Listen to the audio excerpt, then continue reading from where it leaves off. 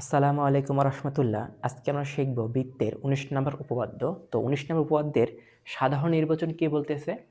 বৃত্তের কেন্দ্র থেকে সমদূরবর্তী সকল জ্যা পরস্পর সমান। আচ্ছা, বৃত্তের কেন্দ্র থেকে তার মানে আমাকে কি করতে হবে? প্রথমে একটা বৃত্ত আঁকাবো, তার কি থাকে? একটা কেন্দ্র থাকে। তাহলে সেইটা আমরা প্রথমে আঁকাই। তাহলে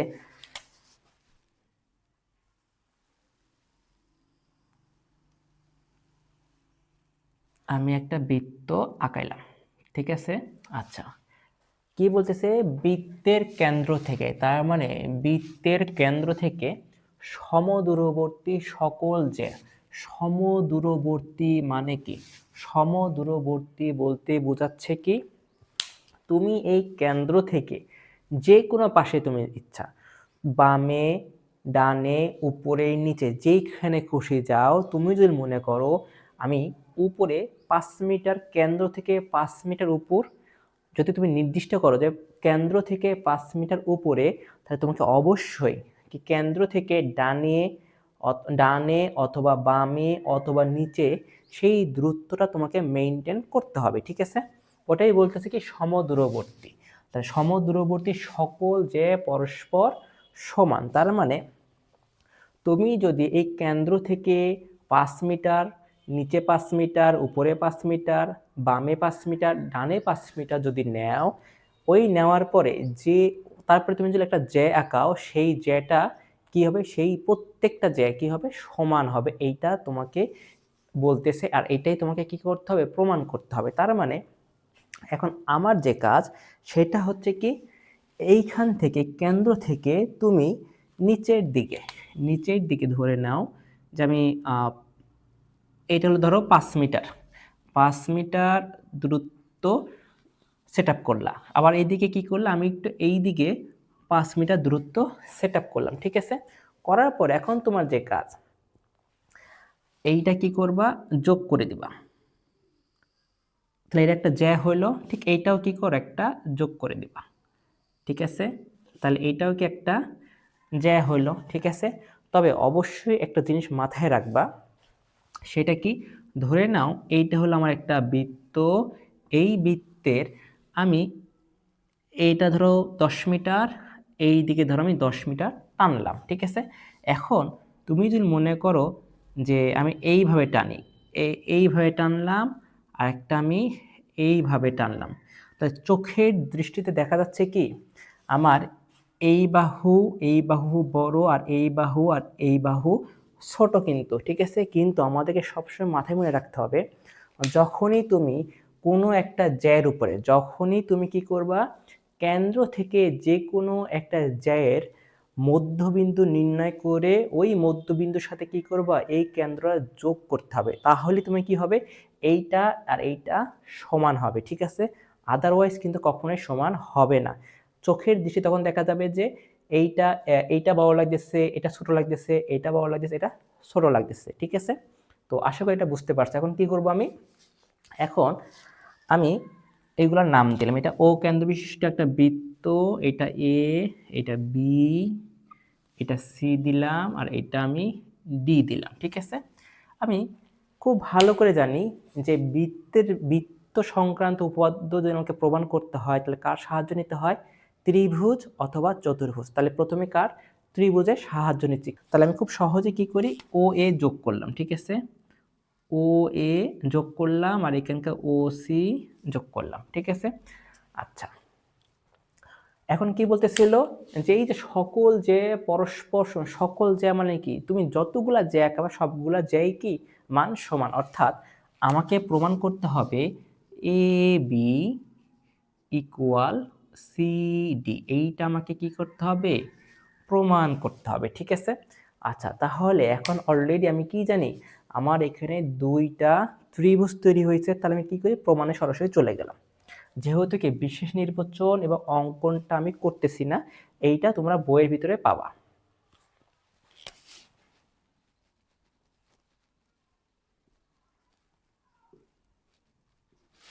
এখন কি করব আমি জানি আমাকে AB সমান সমান CD প্রমাণ করতে হবে। এটা প্রমাণ করব কিভাবে? আমি জানতেছি AB এবং CD দুইটা কি জ্যা।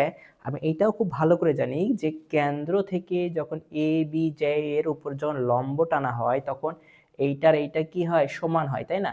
তাহলে আমি প্রথমে কাজ হচ্ছে কি এগুলোর নাম দিয়ে দিই। এটা দিলাম E আর এটা দিলাম F। আচ্ছা, আমি জানি ও এর মান যদি 5 হয় এবং এই ও এফ এর মান যদি 5 হয় তবেই বলতে পারবো যে এ বি আর সিডি দুইটা সমান, যে আদারওয়াইজ আমি বলতে পারতেছি না।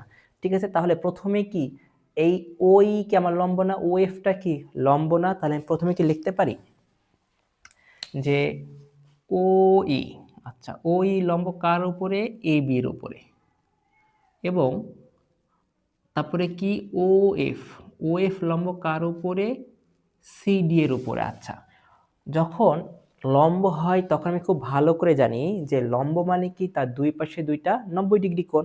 তাহলে আমি কি খুব সহজে বলতে পারি এই কোণটা 90 ডিগ্রি, আবার এই কোণটাও কি 90 ডিগ্রি। ঠিক এটাও বলতে পারি এই কোণটাও 90 ডিগ্রি, এই কোণটাও 90 ডিগ্রি। কিন্তু এখন এই পাশে কি আমি ত্রিভুজ আঁকাইছি? ত্রিভুজ তো আঁকাই নাই। তাহলে আমি কি এক পাশটা নিয়ে সান্ত্বনা থাকি যে এটা 90 ডিগ্রি, তাহলে এটাও 90 ডিগ্রি। তাহলে আমি কি বলতে পারি যে ও ই এ ইকুয়াল 90 ডিগ্রি, আর এখানে কি আসতেছে ও এফ সি ইকুয়াল 90 ডিগ্রি।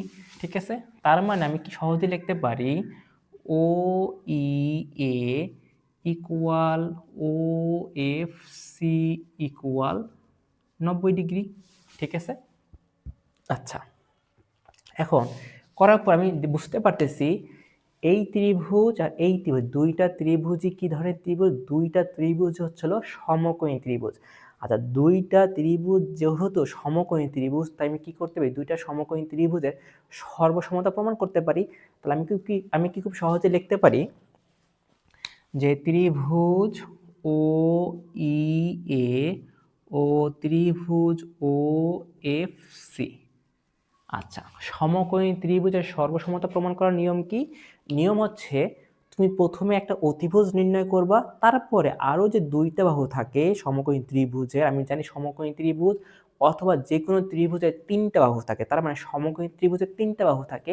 সেই সমকোণী ত্রিভুজের একটা যদি অতিভুজ নির্ণয় করতে পারো এবং অপর যে দুইটা বাহু, ওই দুইটা বাহুর যে কোনো একটা বাহু নিতে হবে। ঠিক আছে, তাহলে আমি খুব ভালো করে জানি 90 ডিগ্রির বিপরীত বাহুটা হচ্ছে অতিভুজ। তাহলে আমি কি লিখতে পারি যে ও ও এ আর ওখানে হচ্ছে হলো ও সি। ঠিক আছে, অতিভুজ কেন? আমি যে 90 ডিগ্রির বিপরীত এইটা আর এইটা কি অতিভুজ। ঠিক আছে, এবং যে কোনো একটা বাহু। আচ্ছা, আমাকে প্রমাণ করতে হবে কি এ বি সমান সমান সিডি। তাহলে এ বি আর সিডি দেখাচ্ছে এ বি, এই ত্রিভুজের ভিতরে কি এ ই আর এইখানে আছে কি সি এফ। এইটা বাদ দাও, এইটা দিলে বাদ দিয়ে থাকে কোনটা? ও ই না? ও ই তো আমি ধরে নিছি অলরেডি কি ও ই আর ও এফটা সমান। তাহলে আমি লিখতে পারি ও ই সমান সমান ও এফ।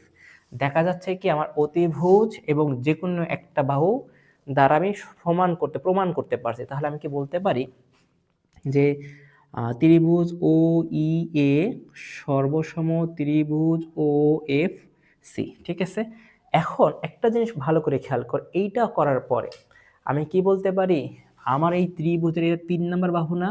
তাহলে এই 3 নম্বর বাহু কি সমান? তাহলে আমি কি বলতে পারি এ ই ইকুয়াল হচ্ছে হলো সি এফ। ঠিক আছে, আচ্ছা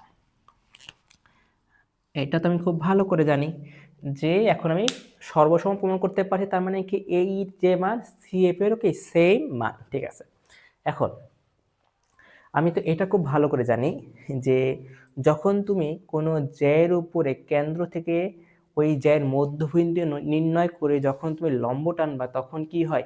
এইটার এইটা কি অর্ধেক হয়, মানে সমান সমান হয়, সমান দুই ভাগে ভাগ হয়। তো আমি কেমন এই কথাটা লিখতে পারি কিনা দেখো তো। আমি কি এটা লিখতে পারি এ বি ইকুয়াল এ ই যোগ বিই এবং সিডি, আচ্ছা CD equal CF plus DF, ঠিক আছে। আচ্ছা, তাহলে এ বি ইকুয়াল এ ই যোগ এ ই লিখতে পারি কেন? আমি জানি এইটা কি, এইটা আর এইটার মান কি সমান, ঠিক আছে। আর এইটাও কি লিখে লিখতে পারি C D equal C F যোগ সি এফ।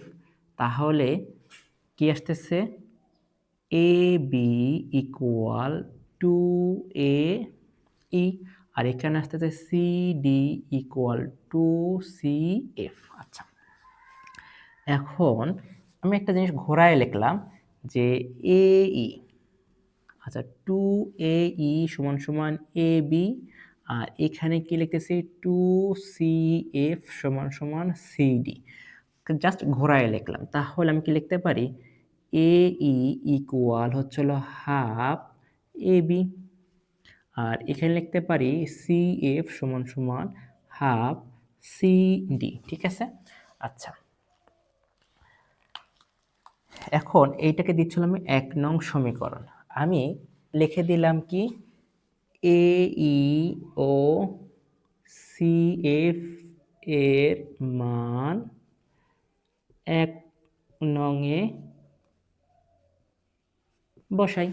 আচ্ছা, 1 নং-এ যদি বসাই তাহলে এর মান কত ছিল half A B, R C F এর মান কত হাফ সি ডি। তাহলে এখন হাফ হাফ কাটলে কি থাকে, হাফ হাফ কাটলে থাকে হলো এ বি ইকুয়াল সিডি। তাহলে প্রশ্নে কি চাইছিল এ বি সমান সমান সিডি, তাহলে কি আমি প্রমাণ করতে পারছি? তাহলে এইটাই কি এখন আমার প্রমাণিত।